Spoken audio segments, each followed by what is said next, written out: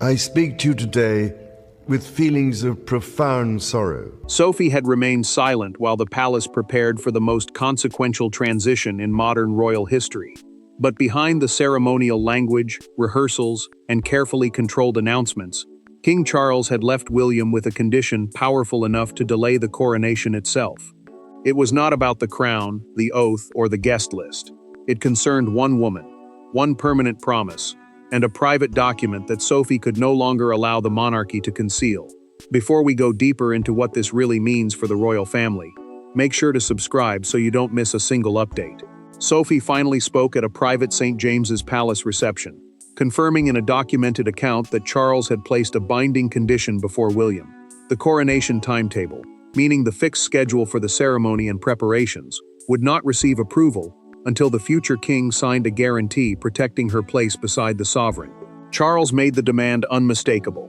William could proceed only after granting Sophie a permanent seat on the sovereign's inner council, the small circle of trusted advisors with direct access to the monarch during emergencies or family crises. That promise would stop her from being reduced to ceremonial appearances or quietly removed once a new reign began. The king believed continuity required someone willing to speak when silence felt safer. Sophie steadied Charles's sealed letter against a narrow table before admitting she had never asked him to impose the condition. Protection should have brought relief, yet she felt dread. Her future had become a test between father and son. She understood that every advantage in the document could make her appear to stand between William and the crown. William received confirmation moments later. He closed the briefing folder, a collection of official papers prepared to guide a royal decision, before reaching its final page. Catherine watched him withdraw rather than erupt. He was not angry that Sophie had spoken. He was wounded that Charles believed he needed to be forced into honoring her service. Then came the hidden document's name, the Coronation Continuity Accord. An accord is a formal written agreement between parties, and this one already carried Charles's signature. William's line remained blank. Sophie revealed one final truth. Charles was protecting more than her position. He believed she carried knowledge of promises made during Queen Elizabeth II's final years, promises capable of stopping a fracture inside the family. William's hesitation had begun before the public preparations, and its cause rested among the people closest to them both. To understand why Charles placed Sophie between William and the crown, the story must move beyond the document and into the relationships it threatened to reshape. The condition joined three people who loved the monarchy but feared entirely different futures. Charles feared that experience would disappear when his reign ended. William feared beginning his own reign under a command written by someone else. Sophie feared becoming the reason trust collapsed between them. Behind the formal language of duty, each carried a private wound, and when those wounds met inside the coronation process, loyalty began to feel dangerously close to control. Sophie had spent years becoming one of the palace's most dependable working royals, accepting difficult duties without demanding greater influence. A working royal is a family member who carries out official engagements on behalf of the monarch, often under intense public pressure. Her fear was not losing attention. It was being accused of using Charles's confidence to secure power she had never requested. William carried a different burden. He had prepared for the throne under constant scrutiny, knowing every decision would be judged as proof of either strength or weakness. The prince respected Sophie, but he believed his first act as sovereign had to show independence. Obeying a condition written by Charles before the coronation felt less like continuity and more like beginning his reign beneath another man's shadow. Charles saw danger in that instinct. Alone in his study, the king spread Sophie's engagement records across his desk and circled several moments when she had quietly prevented family tensions from becoming public crises. He told a trusted aide that William understood structure, duty, and constitutional limits, but might underestimate the emotional cost of removing people who knew how to speak honestly when others stayed silent. Sophie reached her own breaking point with Edward. She told him she would surrender the council seat if it prevented a lasting division between father and son. The council seat meant a permanent place among the monarch's closest advisors, with access during serious royal or national disputes. Edward pushed the unsigned accord back toward her and warned that rejecting Charles's protection would erase the very reason he had offered it. Catherine already knew more than William realized. She had privately urged him not to treat the condition as an insult, yet her careful words only deepened his suspicion. The future king began to wonder whether she had spoken with Sophie in secret, and whether decisions about his reign were already being shaped without him. Then William found the second envelope. Sophie's name was written across it, sealed inside the coronation file. He reached toward it, stopped, and left it unopened. Reading it would mean accepting that Charles had expected resistance before the argument had even begun. That resistance had started at one royal ceremony, when Sophie challenged a decision Charles had already approved. That ceremony became the point of no return the moment Charles decided Sophie needed protection, and William decided no future king should be cornered again. Months before the coronation condition was written, one ceremony exposed a divide that no palace statement could repair. It began with a missing name, an altered seating plan, and Sophie noticing that a promise made by the late queen was about to disappear without explanation. William saw her intervention as a challenge to the chain of command. Charles saw something else, a woman prepared to risk her own position to defend the integrity of the crown. Sophie found the change during a Commonwealth Service planning meeting at Buckingham Palace. The Commonwealth Service is an annual royal ceremony honoring the nations connected through the Commonwealth, and every place in its procession carries symbolic weight. Several long-serving representatives, each promised recognition by Queen Elizabeth II, had been removed without warning. Their names were simply gone. William had approved a shorter procession to modernize the event and prevent delays. The prince believed the decision was practical, not cruel. Sophie understood the pressure behind it, but she also understood what the missing names meant. A promise made in the late monarch's name was being erased because it had become inconvenient to organize. Sophie placed the revised order of service in front of Charles and pointed to the empty spaces. An order of service is the official document setting out who participates and when each part of a ceremony happens. She asked whether efficiency now mattered more than a sovereign's word. The king read the page once, then again. William remained standing across the table, already sensing that the question was aimed at more than the schedule. William told Sophie that coronation-era decisions could not be reopened every time they carried emotional history. She answered without hesitation. History, she said, was exactly what gave those decisions meaning. The future king heard defiance. Charles heard loyalty stripped of fear. Sophie did not raise her voice. She removed her own name from the procession and offered her place to one of the excluded representatives. The trusted confidant made her position brutally clear. She would not accept honor from a ceremony built on a broken promise. Charles waited until William had left before opening a private drawer. Inside was a handwritten note from Queen Elizabeth II, confirming that those representatives would be recognized at the next major service. The monarch stared at the words and realized Sophie had remembered what the palace itself had allowed to disappear. That evening, Charles instructed his private secretary to begin drafting a protection for her future role. He would not allow honesty to become the reason she was removed from the decision-making circle. William later discovered where the condition had begun. When the prince finally entered the room carrying the unsigned accord, the argument was no longer about one ceremony. It was about whether Sophie had helped Charles question his fitness to rule. William did not summon Sophie through an aide. He carried the accord to her himself. With no private secretaries, no courtiers, and no ceremonial language to soften the moment, the future king placed the document between them and asked the question Sophie had feared from the beginning: had she allowed Charles to turn her loyalty into a test of his son's readiness for the crown? William asked her to meet inside a small sitting room at Windsor and closed the door with his own hand. The choice mattered. A private secretary is a senior aide who manages official communication and sensitive royal business, yet none had been invited. Edward would not defend Sophie. Catherine would not calm her husband. For once, nothing stood between the prince and the woman Charles had chosen to protect. William placed the coronation continuity accord on the table and accused Charles of making Sophie's future position a condition of his legitimacy. The accord was the formal written agreement linking the coronation timetable to her guaranteed place on the sovereign's inner council. To him, it meant the crown would arrive carrying an order from the previous reign. Sophie did not retreat. She admitted that Charles had discussed protecting her access, but she had never known he intended to connect that protection directly to the ceremony.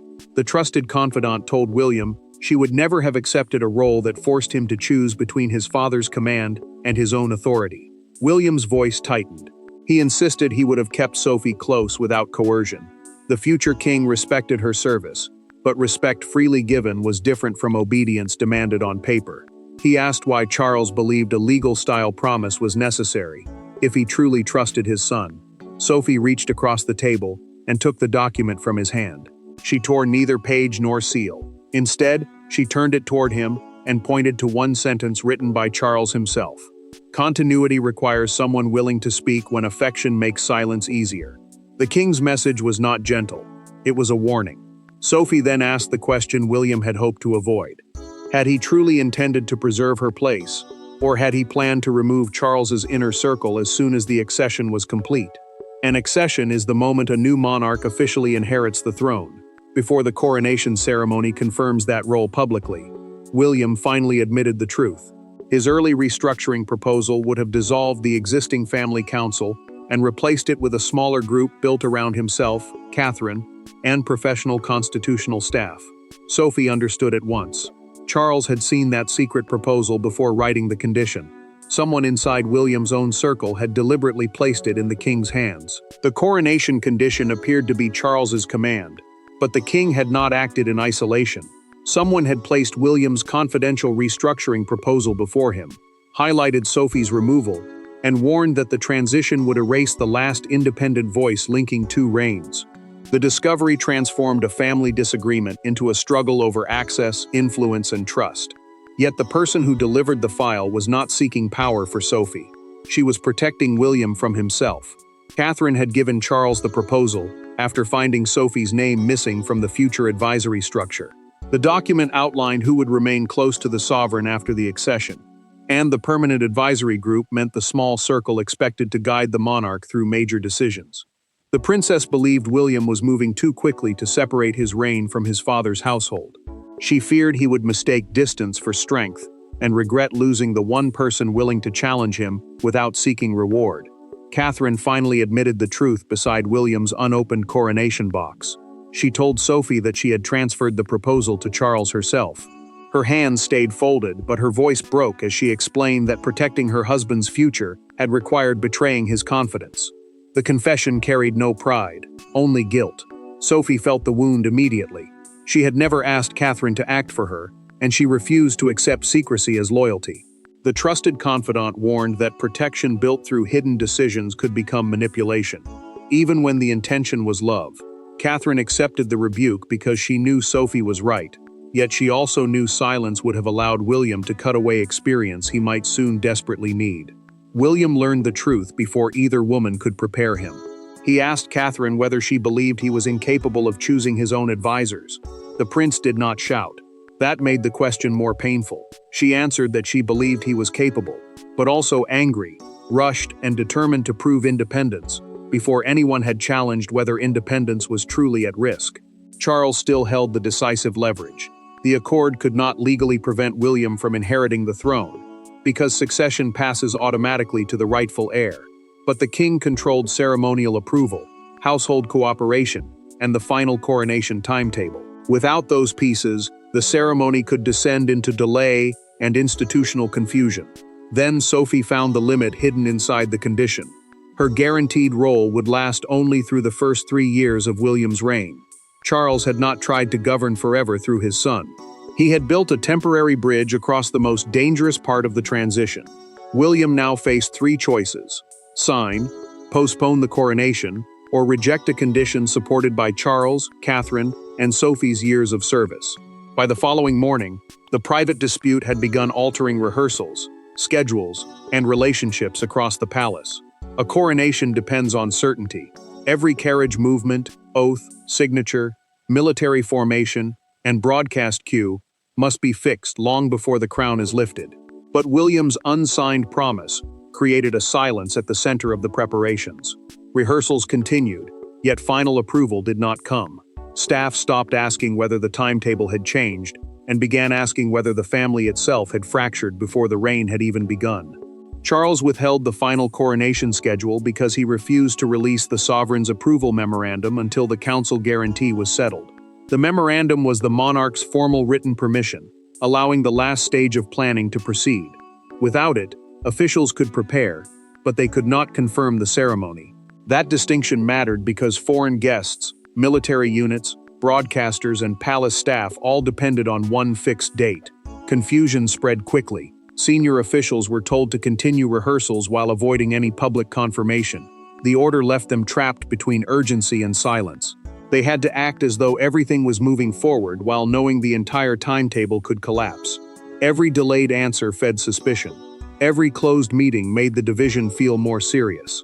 Sophie arrived for a scheduled briefing and saw her name printed beside the new council position. She crossed it out in front of the secretary.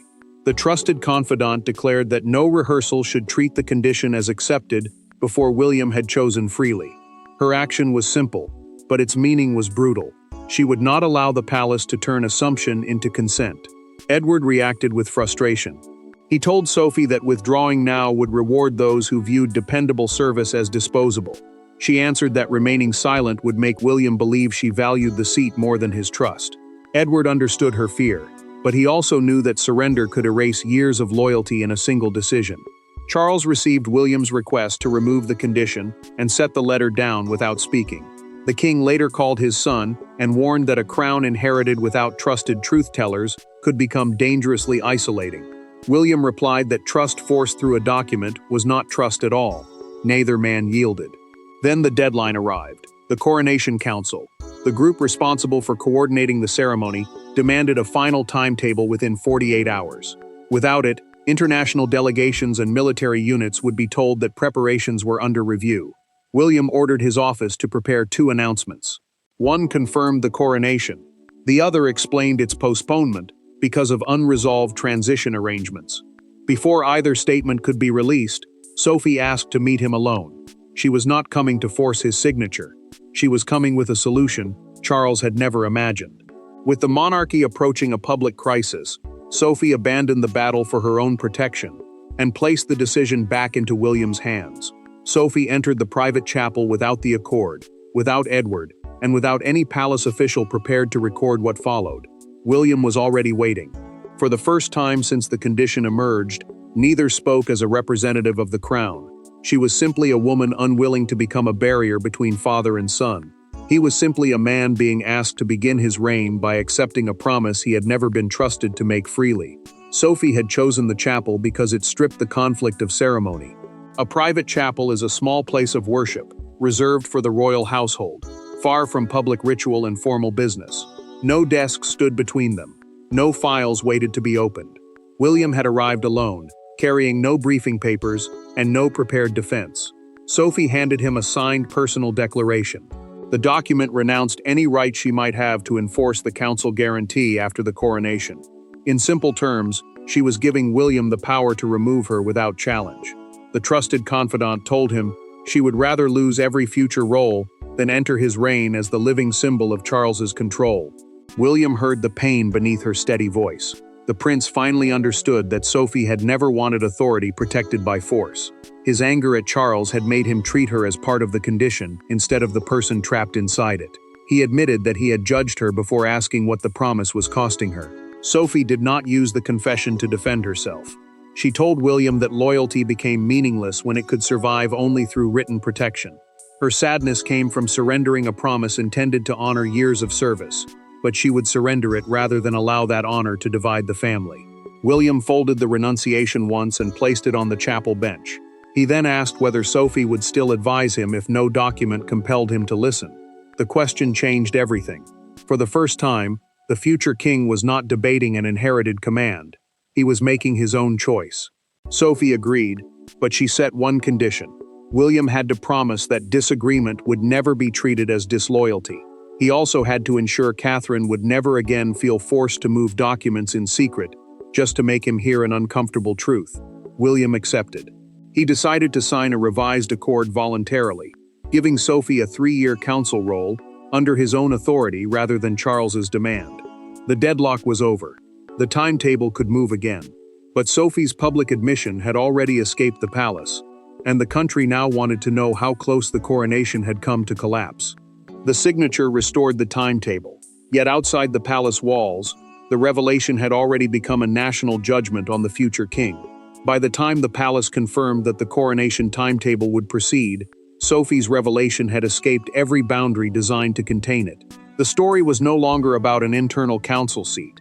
It had become a public test of William's independence, Charles's judgment, and Sophie's unexpected authority. Across Britain, one image came to represent the conflict: the future king entering Windsor alone, while the woman at the center of the condition waited inside.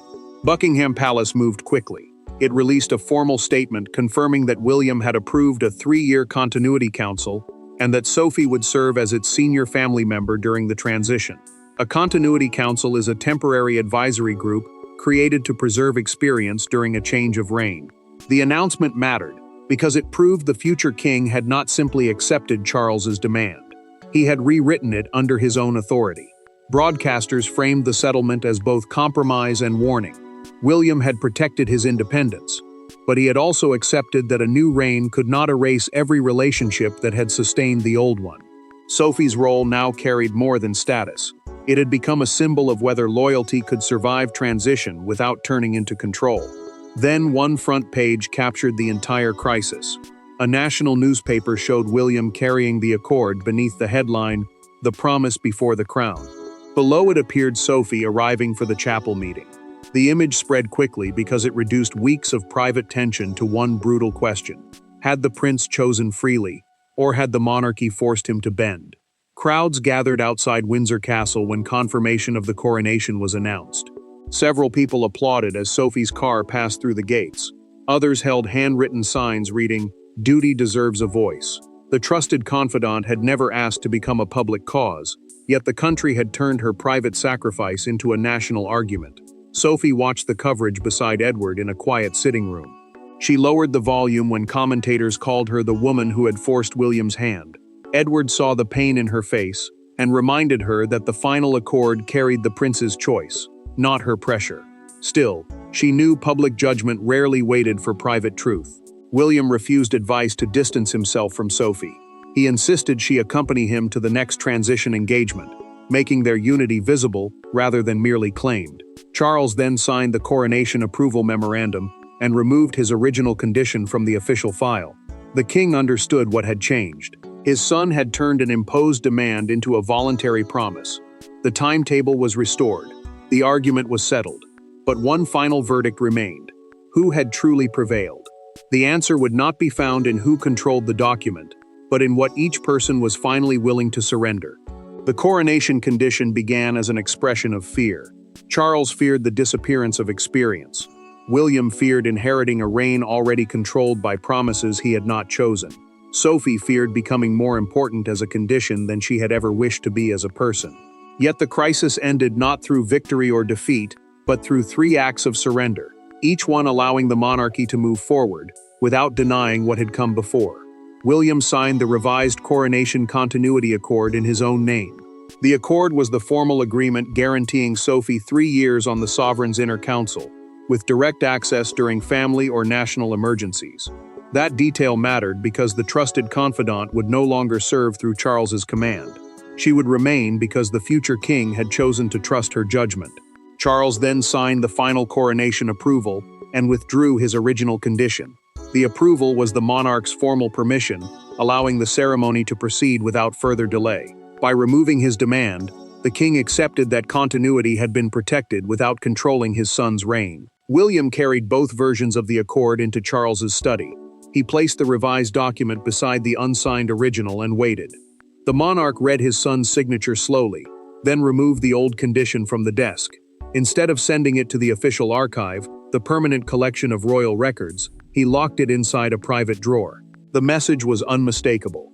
The command belonged to the past. Charles told William that the condition had never been designed to question his strength. He had feared that strength, left unchallenged, could become isolation. The prince answered with equal honesty. Trust could not be inherited like a crown. It had to be offered before it could be returned. Sophie entered only after father and son had spoken. William invited her to sit beside them rather than across the desk. That small choice restored what the argument had almost taken from her. She was no longer the subject of a bargain between 2 men. She was part of the settlement. Sophie had remained silent because she wanted William's final decision to belong to him.